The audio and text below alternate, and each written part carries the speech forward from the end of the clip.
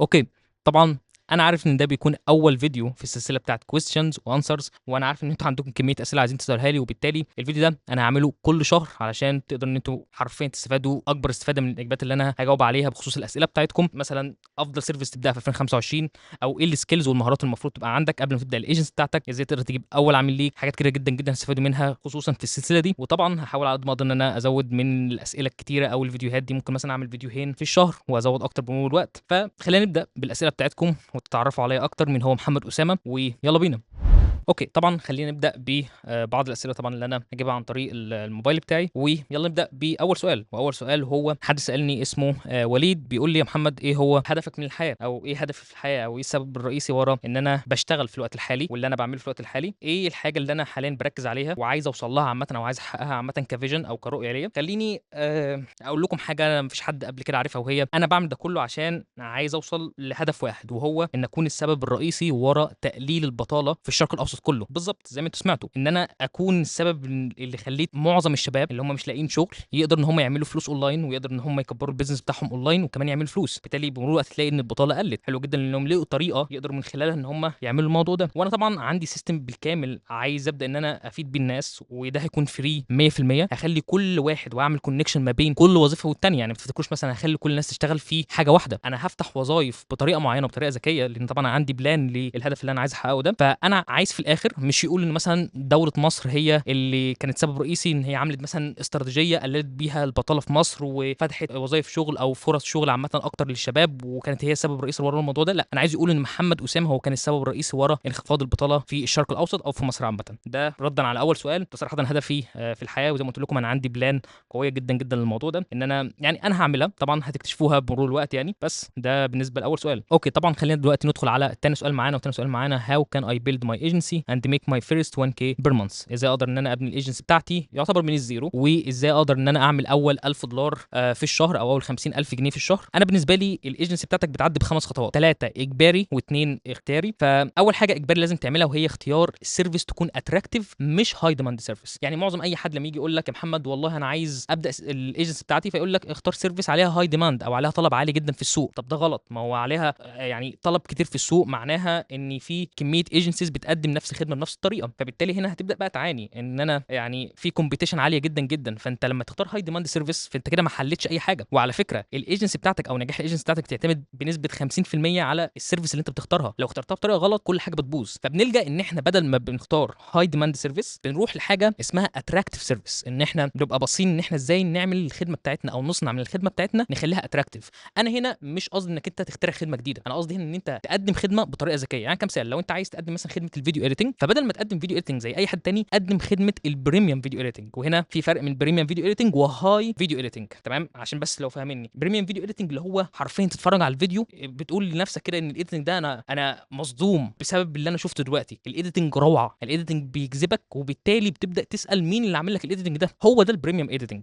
فانت بالتالي لما تيجي تروح لحد تقول له انا بقدم لك بي في اي، هيبدا يستغرب يعني ايه بي في اي، يعني قول له يعني بريميوم فيديو اديتنج، تمام؟ بدل الفيديو اديتنج اللي انت بتشوفها على السوشيال ميديا. وابقى طبعا اديكم ريفرنسز تشوفوها على ارض الواقع عامه عشان تفهموا الموضوع ده. هتلاقيها ظهرت طبعا على الفيديو في اي حته عامه هنا في اليمين مثلا. فده اللي بتكلم عليه. فدي بالنسبه للنقطه الاولى، خلي الخدمه بتاعتك تكون اتراكتيف وقدمها بطريقه مش زي الباقي، قدمها بطريقه ذكيه جدا. نفس الموضوع انا عملته. انا لما جيت عامه وقفت الخدمه الاولى اللي انا كنت بقدمها اللي هي مثلا الادفرتايزنج، تمام، بدات ان انا اقدم خدمه ثانيه اسمها كونتنت ديستريبيوشن اللي هو توزيع محتوى. طب ليه بدات اقدم توزيع المحتوى؟ لان انا عارف ان هي خدمه اتراكتيف جدا جدا. لما بروح ابعت مثلا في السكريبت بتاعي ان انا هعمل لك 1 2 4 وافتح لك مثلا من 10 اكونتات ل 20 اكونت، وانزل لك مثلا من 2000 فيديو لحد 4000 فيديو، العملاء حرفيا بيدخلوا معايا الاجتماع مش بيسالوني اصلا على اي حاجه غير ان احنا عايزين بس نقدم لهم الخدمه، لان الخدمه غريبه قوي واتراكتيف وهم واثقين من النتائج بتاعتها. فده اللي بتكلم عليه. فانا جبت يعتبر اكبر العملاء في الشرق الاوسط. انا 100% طبعا كان في الجوست بلان. جوست بلان معناها بنتست على بعض العملاء يعني. بس اللي بتكلم عليه ان انا جبت العمله الثقيله دي في السوق، تمام، علشان بس انا الخدمه بتاعتي اتراكتيف. وصلت؟ فانت الموضوع بتاع الاتراكتيف سيرفيس دي هتخليك تجيب عملاء كتير جدا، تقدم الخدمه من غير الكومبيتيشن العاليه، وكمان تتميز انت في الخدمه دي وتبقى يونيك في الحته دي. ده اللي بتكلم عليه. فدي اول خطوه عايزك تعملها. تاني خطوه عايزك تعملها وحاجه مهمه جدا جدا، يبقى عندك سيلز اوتريتشنج سيستم. سيلز اوتريتشنج سيستم طبعا نزلت عنه فيديو الايام اللي فاتت، حرفيا بيتكلم عن ازاي تقدر تبني سيلز اوتريتشنج سيستم من ناحيه الليد جنريشن تيم. الليد جنريشن بيجمع لك كميه ايميلات كتيره يوميا، وبعد كده انت بتاخد الايميلات دي وتبعت الايميلات دي عامه للعملاء اللي هم جمعوهم. فبالتالي اللي بيحصل ان انت تخيل كل يوم بتبعت، كل يوم بتبعت، حرفيا انت تخلي الايجنسي بتاعتك تروح في حته ثانيه. معظم الناس بيغلطوا غلطه مهمه جدا، ان هم يركزوا على ان هم يعملوا الويب سايت وان هم يعملوا حاجات مالهاش لازمه ولا هتفيد الايجنسي، عشان بس هم يبقوا مطمنين هم داخلين للعميل. وعلى فكره العميل ولا هيبص على الحاجات دي، اهم حاجه يبص عليها الحاجات اللي انت هتعملها له ككيس ستاديز او ريزولتس عامه هتقدمها له. اما حته الويب سايت والبيجز والحاجات دي كلها صدقني ولا هيهتم بيها ولا اي حاجه من الحاجات دي. فهم بيركزوا في المنطقه الغلط. لما انا بدات اول ايجنسي ليا وخليت ان انا قدرت ان حرفيا اعمل فلوس كتير جدا جدا في اول سنه، وانا حرفيا كنت بعمل دروب سيرفيسنج يعني مش فاهم قوي في الخدمه، اللي خلاني انجح هي العملاء. بدات اسال نفسي سؤال، هو ايه السبب اللي بيخلي الايجنسي دي اسمها ايجنسي؟ دي لا دي ايجنسي. العملاء. لو انت ما عندكش عملاء عمر ما هيبقى ده اسمه بزنس، ولا عمر ده هتبقى ايجنسي. فاهم قصدي؟ فبدات اقول بس خلاص يبقى هي اللعبه كلها في كلاينتس. حلو جدا، يبقى اعمل اوتريتشنج سيستم، اجمع ايميلات كتير جدا جدا وابعت يوميا من غير اي توقف. وصح ده اللي حصل. حرفيا جبت تقريبا في نفس السنه دي حجزت اكتر من 100 اجتماع. 100 اجتماع يعني 100 اجتماع، طبعا كل اجتماع مختلف عن الثاني. فاللي انا بتكلم عليه ان انت تقدر تعمل نفس الموضوع ده عن طريق لو انت عندك سيستم واضح من ناحيه الاوتريتشنج والكولد اوتريتشنج، هتروح في حته ثانيه حرفيا. بس لازم يبقى عندك سيستم واضح زي ما قلت. طبعا تقدر تتفرج على الفيديو اللي انا نزلته قبل كده، هيفهمك ازاي تعمل الموضوع ده من الى زد يعني. اوكي، دي بالنسبه لتاني نقطه وانت بتفتح الايجنسي بتاعتك. ثالث نقطه مهمه جدا جدا تعملها وهي كالتالي، ان انت خلاص خلصت النقطه الاولى، النقطه الثانيه خلاص ظبطتها. ثالث نقطه مهمه جدا ان انت يبقى عندك كلتشر او ثقافه. معظم الناس هنا في الشرق الاوسط وفي مصر حرفيا ما عندهمش ثقافه. قلت له محمد يعني ايه ثقافه؟ يعني في بيئه عمل اي حد يشتغل معاك يبقى حابب يشتغل معاك طول العمر، بيحب الشغل بتاعه بسبب ان هو شغال معاك. دي النقطه الاساسيه. يعني كمثال لو رحت عند اي حد في التيم بتاعه قلت له مثلا تشتغل مع محمد اسامه مثلا لمده سنه ببلاش، هيقول لك ايوه. عارف ليه؟ لان عارف ان محمد اسامه هيقدره بعدين. انا عندي الثقافه اللازمه الموضوع ده. فانا مثلا لما كان التيم بتاعي بيدخل اول مره عمرهم ما عارفيني او عمرهم ما قابلوني قبل كده، اول حاجه بقولها لهم ان يا شباب اي حد عامه هيحقق نتائج كويسه تمام وهيحقق نتائج كويسه للعملاء او يجيب مشاهدات عاليه جدا جدا، على طول هعينه كاستشاري على تيمات وهمسكه عميل واثنين وثلاثه. انا كمحمد اسامه ببقى قد الكلمه دي حرفيا. فببدا ان انا اول ما يجي مثلا الاقي حد حقق نتائج كويسه على طول اخليه يمسك عميل واثنين وثلاثه. التقدير، فبحط حته التقدير دي عندي في التيم. دي اول حاجه انا بحطها مثلا في الثقافه بتاعتي. تاني حاجه بحطها مفيش توتر ابدا مهما حصل مهما كان. اي حد يقدر ان هو يشتغل من اي مكان في اي وقت هو عايزه، بس اهم حاجه ان هو يلتزم بالحاجات المطلوبه منه. ولو هو طلع الحاجات المطلوبه منه خلاص، فانا مش عايز منه اي حاجه تانية. فانا بالتالي بقول لهم في اول اجتماع بينا مفيش توتر خالص، ابدا طلع المطلوب. عايز تطلع 4 فيديوهات او 6 فيديوهات في اليوم، ده المطلوب منك، طلعه بطريقه عاديه جدا جدا، مفيش حاجه بنجري وراها. اهم حاجه ان انت تلتزم باللي احنا بنقوله لك فقط لا غير. فبالتالي لما يلاقوا الموضوع ده في اول مره وبلاقي ان انا بقدرهم والحاجات دي كلها بتحصل، هم بيحبوا الشغل. حتى لو بتدي لهم اي راتب، حتى لو بيشتغلوا ببلاش، هم حابين الشغل معاك، بيستفيدوا، بياخدوا خبرات. ودي حاجه مهمه جدا جدا ان تبقى عندك ثقافه الناس كلها بتحبها، وبالتالي هتلاقيهم بيشتغلوا اكتر حتى من المطلوب منهم. فدي حاجه مهمه جدا جدا. دي بالنسبه للثلاث حاجات الاساسيه. وممكن اخر حاجتين مثلا ان انت مثلا ممكن تعمل جوست بلان، ان انت مثلا بتقعد مثلا بتراي حاجه، بتجرب حاجه، وبعد كده بتاخد فيدباك عن الموضوع ده، وبعد كده بتشتغل عليها اكتر واكتر. فانا دايما مثلا في البدايه كنت مثلا اقعد اتست على بعض العملاء، اجمع منهم معلومات، اعرف البتاعه دي بتتعمل ازاي، انا عملتها المره دي بطريقه غلط، فخلاص اتعلم من الحته دي وبعد كده اعملها بطريقه صح، وهكذا. فالجوست بلان ببساطه جدا ان انت بتجمع معلومات عن الخدمه بتاعتك عشان تبقى عارف تقدمها ازاي قدام مع الجمهور الاصلي. ففي كذا حاجه ممكن تعملها، ولكن الثلاث حاجات الاساسيين لو انت عملتهم بالطريقه الصح، فانا بضمن ليك ان انت 100% هتعمل كمان اكتر من 100,000 جنيه، وهتعدي كمان اكتر من 6 ارقام و7 ارقام عامه في الشهر وكمان في السنه. بس فدي النقطه الاساسيه بالنسبه للسؤال الثاني. خلينا نبدا نتكلم عن ثالث سؤال معانا، وهو حد اسمه عمار محمد بيقول لي احكي لنا ازاي بدات في عالم البيزنس وايه الحاجات اللي جربتها. عايزين نعرف قصتك ورحلتك في البيزنس. انا بصراحه جديده اللي ما يعرفش ان انا بدات اول بزنس ليا وانا في ثالثه ثانوي حرفيا. عامه هي قصه طويله يبقى احكيها في فيديو بالكامل، ولكن بشكل سريع اللي انا عملته بالظبط ان انا كنت اخر يعتبر الشهور وانا عندي 16 سنه، يعني كنت خلاص في شهر 10 اكمل 17 سنه. فانا وانا عندي 16 سنه كان شهر 8 انا كنت حرفيا داخل فين؟ داخل على ثالثه ثانوي. فقررت في الوقت ده ايه اللي محتاج ان انا اعمله. انا مش عامل اي فلوس خالص، زيرو في الحساب بتاعي ماشي، ومش عارف اصلا انا هنجح ولا لا. وقررت قرار غريب جدا جدا، مش عارف ازاي قررت لحد دلوقتي. انا مستغرب ازاي قررت القرار ده ان انا اعمل واخد الخطوه دي وانا مش متاكد ان هنجح حتى بنسبه 0.001%. فقلت لنفسي ان انا مش هركز خالص في ثالثه ثانوي وهنجح في البيزنس، وقبل الامتحانات انا هعمل فلوس كتير جدا جدا وانا متاكد من الموضوع ده. انا ما حطيتش ان هعمل كام، بس انا قلت ان انا هشتغل بس. فدي اول حاجه عملتها، ان انا حطيت نفسي في حاجه اسمها، في استراتيجيه اسمها، لو بتقروا كتاب 48 قانون للحرب، في استراتيجيه اسمها استراتيجيه الموت، ديسلاند. تمام. الاستراتيجيه دي معناها ان انت بتحط بالك او قدامك تمام حرفيا حرفيا بلان واحده، اللي هو مثلا بلان مثلا ايه، فانت عندك خطه قدامك واحده، لا اما تنجح فيها لا اما تفشل فيها. ده بالظبط اللي انا عملته،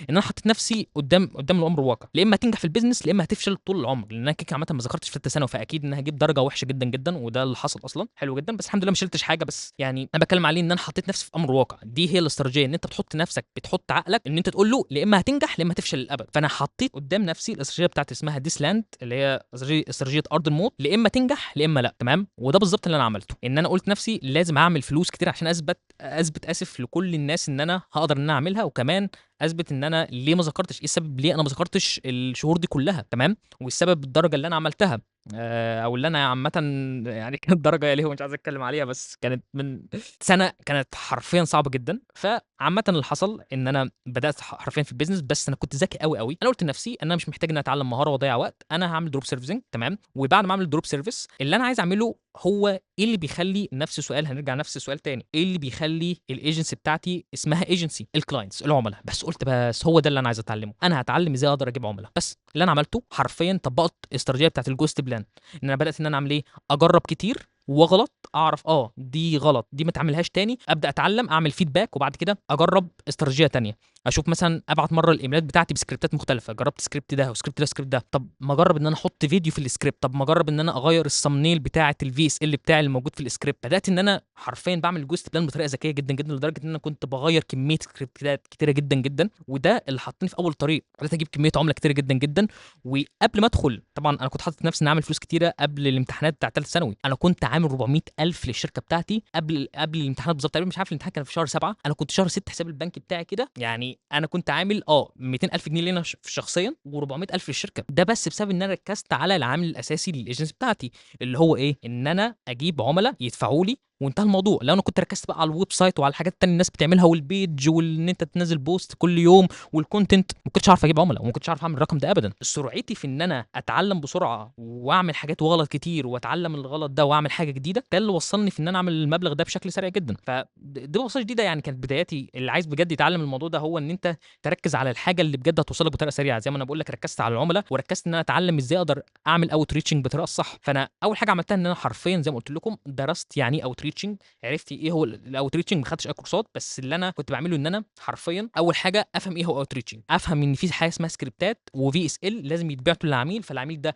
يشوف يقتنع يحجز معايا اجتماع. فهمت العمليه كلها خلاص، مسحت اليوتيوب. على فكره انا مسحت اليوتيوب لمده 3 سنين، متخيلين؟ لمده 3 سنين انا مسحت اليوتيوب بتاعي. عارف ليه؟ عشان مش عايز استهلك محتوى تاني. اي استهلاك المحتوى، انا عرفت الطريقه خلاص، يلا جبت اول عميل، يلا تاني عميل وتالت عميل ورابع عميل. ازاي؟ عن طريق ان انا بجرب كتير، بغلط، اتعلم، اخد فيدباك، واعمل اجرب تاني وتاني، وتلاقيني بجيب عميل واثنين وثلاثه واربعه وخمسه وسته عن طريق الموضوع ده. فانا حرفيا وقفت استهلاك محتوى، عرفت ايه هو الكور بتاع البيزنس بتاعي اللي هو الكلاينتس. حلو، وزي ما قلت لكم مسحت اليوتيوب لمده 3 سنين، خلاص ما فيش استهلاك محتوى تاني. حرفيا اي حاجه ليها علاقه بالبيزنس او اي حاجه ليها علاقه بتطوير ذات كلها رميتها، مش عايز استهلك محتوى تاني، لان عارف استهلاك المحتوى الكتير مش هيخليني ابدا. فدي خطوه حرفيا كانت من افضل خطوات واستثمار في حياتي، ان انا مسحت اليوتيوب عشان ابدا ان انا اركز في الحاجات اللي انا عايز بجد اعملها. لان كل ما استهلك محتوى اكتر كل ما هتطول في العمليه اكتر، وهتحس نفسك دايما ان انت مش جاهز للموضوع ده. بس والحمد لله كنت داخل ثالثه ثانوي، عامه امتحان ثالثه ثانوي، وانا كنت الثقه بتاعتي فوق اي حد حرفيا. ما فيش حد يقدر ان هو يكلمني، ان انا بابايا ومامتي شايفين ان انا ايه ده، الواد ده عمل فلوس بجد، الواد ده عمل بص المبلغ ده في اقل من سنه وهو في ثالثه ثانوي. فكانت حاجه حرفيا روعه. تخيل ده كله حصل في اقل من سنه، اتس بيرفكت. فحاجه كويسه جدا جدا. فدي النقطه. اوكي، طبعا في حد هنا بيسالنا سؤال مهم جدا جدا، وطبعا عارف السؤال ده اتكرر لي جدا: ما هي وسائل الدفع التي يجب ان نستخدمها لاستلام الدفعات من العملاء عالميا؟ وما هي الوسائل اللي انا بستخدمها شخصيا؟ اوكي، اولا انا عارف 100% ان الشخص بيكلم ده ما عندوش سجل تجاري، فانت عندك طرق عامه تقدر تعمل بيها الموضوع ده. اولا عن طريق الاي بان بتاع البنك بتاعك. طبعا اي حد عنده حساب في البنك فتقدر بسهوله تقول للعميل اعمل تحويل بنكي عن طريق الاي بان بتاعه وسويفت كود بتاع البنك بتاعك. خلص الموضوع، الفلوس حرفيا هتتحول لك على طول لحسابك. دي بالنسبه لاول طريقه. تاني طريقه: طب يا محمد انا عايز يكون عندي بوابه دفع، تمام، وفي نفس الوقت ما يكونش عندي سجل تجاري. يبقى بسهوله جدا جدا تقدر تعمل الموضوع ده عن طريق ويب. طبعا اللي مش عارف ويب دي يعتبر المنصه دي عامه ليها علاقه بالديجيتال برودكتس والحاجات دي كلها، بس بتتيح لك ميزه مهمه جدا جدا: بوابه الدفع. تقدر من خلالها تعمل لينك، واللينك ده بتبعته للعميل، والعميل يدفع بالظبط كانه بيدفع او بيشتري حاجه اونلاين، وتلقائيا الفلوس بتوصل لك ووب، وبعد كده بتسحبها من الوالت بتاعت ووب، وبعد كده بتبعتها للحساب بتاع البنك بتاعك بطريقه سهله جدا جدا، كانك بالظبط عندك سجل تجاري. طبعا لان اي حد بيبقى عنده سجل تجاري ومسجل الشركه بتاعته بيبقى عنده بوابه دفع خاصه بيه. طب افرض انت زي ما قلت لك ما عندكش سجل تجاري، يبقى روح لووب، تمام، بس هو هياخد منك نسبه يعني مش كبيره قوي، بس هي لحد ما كويسه على الخدمات اللي هو بيقدمها لك. فممكن تعمل الطريقتين دول، انا دايما بعتمد عليهم عامه لو انا ما عنديش سجل تجاري. بس حاليا طبعا انت كده عامه لو عندك سجل تجاري خلاص بتقدر بسهوله يبقى عندك بوابه دفع وتقدر تعتمد عليها دايما. فده بالنسبه لوسائل الدفع المتاحه، ودول افضل طريقتين انا بالنسبه لي تقدر تعتمدهم: تحويل بنك عن طريق الايبان وسويفت كود واسم البنك او الرقم او الاكونت نمبر عامه، وتاني حاجه عن طريق ووب لو انت عايز بوابه دفع او بتتعامل مع ناس اجانب بره وعايز تنجز من الموضوع ده بشكل سريع. اما بالنسبه لي في الشرق الاوسط تتعامل بتحويل بنك عادي جدا جدا، الموضوع هيكون سهل وهيقدر يعملها لك بسهوله جدا. بس فده بالنسبه للسؤال الرابع. خلينا طبعا ندخل على السؤال الخامس معانا، وهو في حد بيسال بيقول انا بقدم خدمه الايديتنج وعايز اجيب عملاء من الخليج، تنصحني بايه وازاي اجمع ايميلات العملاء؟ انا بالنسبه لي من وجهه نظري الفيديو ايديتنج مهاره يعني، او العميل لما بيجي يحب ان هو يشوفها بيحب يشوفها عن طريق التغذيه البصريه، فبالتالي ما ينفعش تروح تقنعه بخدمه بكلام، ما ينفعش. العميل عمره ما يقتنع مثلا بان الفيديوز اللي انت مثلا بتعمل ليها ايديتنج كويسه جدا جدا بالكلام، مهما كنت شخص كوب رايتر جامد جدا جدا، عمره ما يقتنع بالكلام، لان هو انت بتتكلم على حاجه لازم تشاف بالعين. فمعظم الناس عامه بتعتمد، انا اسف بقول كده طبعا، الخدمه الوحيده اللي ما ينفعش انت تعمل فيها حته الاوت ريتشنج بطريقه مكثفه حته الفيديو ايديتنج. ليه؟ لان الفيديو ايديتنج محتاج تغذيه بصريه، لازم العميل يشوف الفيديو عشان يتاكد ان انت بجد الفيديو ده جامد ولا لا. فبالتالي انا بالنسبه لي افضل طريقه كفيديو اديتور ان انت تجيب بيها عملاء ان انت تعمل اورجانيك كونتنت وتعمل بيج تبدا تنزل فيها الايديتس بتاعتك عامه وتعملها للعملاء. يعني كمثال انا مثلا عميل محتمل ليك عايز تشتغل مع محمد اسامه، ما تروحش تبعت لي ايميل، حلو جدا. فانت تعمل ايه؟ تعمل حركه ذكيه جدا جدا، تمسك مثلا اي فيديو من فيديوهاتي وتروح تعمل لي ايديتنج جامد جدا جدا وتنزله على البيج بتاعتك، وبعد كده بتعمل لي منشن على الفيديو ده. انا لو دخلت على الفيديو بجد ولقيت انه جامد هتلاقيني على طول بتواصل معاك بقول لك اهلا اخبارك ايه، انا الفيديو ده عجبني جدا جدا، خلينا نشتغل مع بعض. فاهم قصدي؟ فاللي بتكلم عليه ايه؟ ان انت اسهل طريقه توصل بالموضوع ده عن طريق حركه ذكيه جدا اللي هو الاورجانيك كونتنت، حرفيا رهيب. انت بتنزل فيديو جامد جدا وبتعمل منشن للعميل تحت، فبسهوله جدا تقدر تجيب العميل. يعني هتلاقي بنسبه كبيره جدا جدا لو انت عملت الموضوع ده واستمريت فيه هتلاقي بتجيب كميه عملاء بتقفلهم من غير ما حتى تبعت اي ايميلات. وطبعا لو عايز تجرب حته الايميلات دي تقدر تعمل الموضوع ده، ولكن حط في بالك ان انت في الفي اس ال بتاعك تبين الفيديوهات بتاعتك اكتر من تتكلم. دي اهم نقطه. وطبعا ده بالنسبه للسؤال الخامس. اوكي طبعا خلينا نبدا ندخل على السؤال اللي بعد كده. في واحد اسمه عبد الله صبحي بيسالني where do you buy your clothes which brand and what is the name of this brand. طبعا معظم الناس للاسف فاكره ان انا بحب ستايل اولد ماني علشان انا بس عندي بيزنس والحاجات دي كلها وبلبس كلاسيك بس انا عشان البيزنس وكده. لكن الحقيقه اللي انا عايز اقولها لكم ان انا اصلا وانا من صغري وانا بلبس نفس اللبس. تخيلوا ان انا كنت اصلا بلبس لبس الخروج وانا في البيت بسبب بس حب في اللبس، لان انا اصلا من صغري بحب اللبس جدا جدا. فاول حاجه طبعا عشان انا عارف ان كل الناس فاكره كده ان انا بلبس كلاسيك عشان ابين ان انا بيزنس مان والحاجات دي كلها، وانا شخص فيك جدا، ومعظم الناس عامه واخده عني الفكره دي. ولكن صدقني انا من صغري وانا بلبس لبس خروج في البيت وبحاول دايما ان انا اعمل ستايل لنفسي. جت الفرصه ان انا حبيت اول اولد ماني ولقيته مناسب جدا جدا لشخصيتي عشان انا بجد بحب الموضوع ده. فانا مش مضطر ان انا عارف ايه ان انا اعمل فيك لحاجه، لان انا اصلا من صغري وانا بعمل كده، تمام. فدي بالنسبه للنقطه الاولى. بالنسبه للنقطه الثانيه، وطبعا انا عارف 100% انت مثلا يا محمد انا مثلا مش عارف البس كويس، او انا صراحه لبسي كله وحش جدا جدا، او مش عارف اعمل ستايل لحاجه معينه. اول مشكله لازم تعملها واللي هي ان انت تغلط كتير. يعني انت هتلاقي نفسك بتغلط كتير وبتشتري لبس اصلا وحش جدا جدا وتيجي تقيسه بعد ما ترجع البيت لان هو مش اللي كان في بالك ابدا. ده بسبب انك انت مش حاطط ستايل في بالك. فانت اول حاجه لازم تحدد الستايل اللي في بالك. تاني حاجه بعد ما تعرف الستايل بتاعك تبدا تاخد تغذيه بصريه. يعني انا كمحمد اسامه دايما ببص على البيجز اللي هي بتنزل نفس الستايل بتاعك كاولد ماني، وبشوف هم ازاي بيعملوا ستايلنج وازاي بيطبقوا الالوان مع بعضيهم. الحاجه دي مهمه جدا جدا. فانا كمحمد اسامه لما اجي مثلا ادخل ان شاء الله ادخل محل في اي حته حلو جدا حرفيا، انا بعرف ان انا القميص ده مناسب جدا جدا ليا، اللي انا قميص اللي انا لابسه، البنطلون الكلاسيك ده مناسب جدا جدا ليا، الشوز او اللوفر مثلا انا متاكد 100% ان مفيش حد عارف عن اللوفر دي كتيره جدا. حلو. فبالتالي اللوفر دي يعتبر من احلى الشوز اللي انا استثمرت فيها حرفيا، تمام. يعني طبعا ابقى اقول لكم طبعا صورها، كنت منزل صورها عن طريق الانستجرام. فالنعل بتاعها حرفيا براون، والخامه بتاعتها بكل تفاصيلها جامده جدا جدا. فبالتالي هل انا مثلا شفت الشوز دي فين قبل كده؟ شفت الشوز دي عن طريق واحد كان عامل ستايل عامه للشوز، وبعد كده عجبت بيها جدا جدا. فاول ما شفتها قدامي ايه اللي حصل؟ شفتها في الشوب اللي انا رحت له، او حد مثلا بيقول عليها ان احنا بنبيع الشوز دي عامه عندنا في المحل بتاعنا، على طول رحت اشتريتها. طب ده حصل ليه؟ عشان اخدت تغذيه بصريه كويسه جدا جدا من البيجات اللي بتنزل اللبس الاولد ماني. فانا حاطط ستايل في بالي، فبدات ان انا كل ما الاقي حاجه قدامي انا عارف ان ده انا شفت قبل كده في البيج منزل لي مثلا بولو طويل جدا جدا، وفي نفس الوقت البولو زراير مش سوستة، فاعرف ان الستايل ده انا لو شفت البولو ده هروح اجيبه على طول. ده بالظبط اللي انا بعمله، ان أنا بشوف من البيجات حلو جدا وافهم بالظبط الستايل بتاعي كويس جدا جدا، واخد تغذيه بصريه جامده جدا. فلما اروح ادخل في اي حته لو لقيت شوز معينه بطريقه معينه تمام، على طول هعرف ان دي مناسبه للستايل بتاعي. يعني مثلا انا عندي شوز ساده بالكامل، اي حد بيشوفها تمام بيعجب بيها جدا جدا. انت جبتها من فين؟ انت جبتها من فين؟ طب ليه ده بيحصل؟ لان انا عارف الحاجات اليونيك وبشوف وباخد تغذيه بصريه كويسه جدا جدا. فبالتالي لما بلاقي الحاجه دي قدامي، الناس التانية مش بتشوفها انها مناسبه. عارفه ليه؟ لان هم مش واخدين تغذيه بصريه، اما انا بشوفها انها مناسبه. ليه؟ لان انا واخد تغذيه بصريه. فدي النقطه الاساسيه. فعشان كده لازم تاخد تغذيه بصريه كويسه جدا جدا عشان تعرف تختار لبسك بالشكل الصح. اوكي، طبعا خلينا نبدا نجاوب على اخر سؤال معانا في الفيديو بتاع النهارده. What is your daily routine that got you to those numbers؟ ايه الروتين اللي عندك اللي انت دايما بتمشي عليه اللي خلاك عامه تجيب الارقام دي كلها من ناحيه الفلوس، او اللي خلاني ملتزم جدا جدا؟ فنفس السؤال هو ايه اللي بيخليك ملتزم دايما بالعادات اللي انت بتعملها؟ ماشي، يعني نفس الاجابه هتكون هي. اقول لكم حاجه، معظمنا انا اسف نقول كده بنقلد ومش بنسال نفسنا احنا ليه بنعمل الفعل ده. يعني كمثال، انا الفتره اللي فاتت اكتر واحد متساهل مع نفسه حرفيا تمام. هتقول محمد مش فاهمك، قصدك ايه بالظبط؟ يعني القصد بيه ان بصوره جديده انا جيت كمحمد اسامه بسال نفسي، هو يا محمد هو انت ليه بتقرا؟ هو انت ليه اصلا بتتدرب كل يوم او عامه او بتلعب كارديو؟ فبدات اعرف واسال الاسئله دي، هو انا بتدرب علشان صحتي او عشان ازود من تركيزي من ناحيه الشغل والحاجات دي كلها، ولا انا بتدرب علشان بس الناس تقول عليا ان انا كمحمد اسامه؟ او مثلا انا شفت مثلا رائد اعمال او رجل اعمال مثلا عنده بيزنس بيتدربوا كل يوم، بيصحوا كل يوم الساعه 5 ونص الصبح وبيقروا كتب، فلقيتهم بيعملوا كده فانا عملت زيهم. ده بالظبط اللي انا بقوله، انا عملت كده علشانهم، عملت كده عشان حاسس ان ايه، لازم انت كرائد اعمال تبقى ملتزم في حياتك وتصحى كل يوم 5 ونص الصبح، ولازم تقرا كتب، ولازم تتدرب كل يوم وتلعب رياضه. فجيت سالت نفسي، يبقى انا كده مش بعمل الموضوع ده علشان انا مثلا عارف اسبابه ورا الفعل ده. يعني مثلا انا مش بتدرب علشان صحتي وعشان ازود تركيزي، انا بتدرب علشان ما فيش حد يقول عليا ان انت كرائد اعمال، او ان انا مثلا شايف رواد الاعمال التانيين بيتدربوا فلازم اعمل زيهم.